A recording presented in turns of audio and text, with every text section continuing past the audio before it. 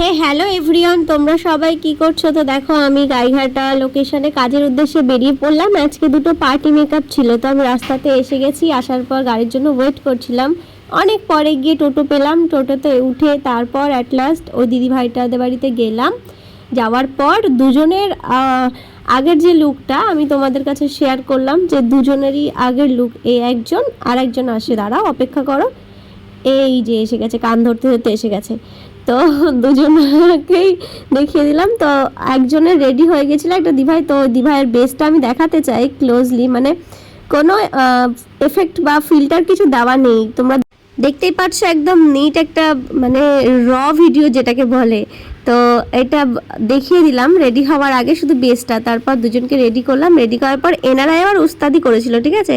এনারা আবার হাম্পি টাম্পির ব্যাপার ছিল, দুজনকে হাম্পি টাম্পি দেওয়ার পর মেকআপ ওরাই কিছু একটা করেছিল। তো খুব একটা কিছু হয়নি, তো আমাকে জিজ্ঞাসা করছিল ঠিক আছে না। আমি বলছি হ্যাঁ সব ঠিক আছে, খারাপ করলো তোমাদের ঠিক আছে, কিন্তু দুটো এইচডি লোক ছিল। তো দেখো তোমার কেমন লাগলো।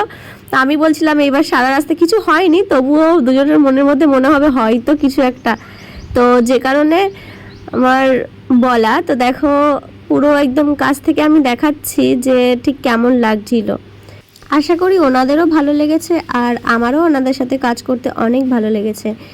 তো এইচডি পার্টি মেকআপ লুক, এখন তো গরমের সিজন, তো ওয়াটারপ্রুফ ছাড়া একদমই মানে মেকআপটাও থাকবে না। আর অ্যাডভান্স হেয়ারস্টাইলের মধ্যে দুজনকে অ্যাডভান্স হেয়ারস্টাইল দিয়েছিলাম, আর নর্মাল মানে আমি যেটা সফট মেকআপ করি আর কি। আমি খুব একটা হেজি করতে পছন্দ করি না, আমার ভালোও লাগে না, হয়তো আমি করতে পারি না, এরকম হবে হয়তো।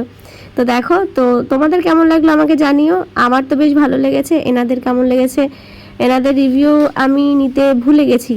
তো যাই হোক, পরের দিন জানাবো। তোমরা জানিও কেমন লাগলো। টাটা।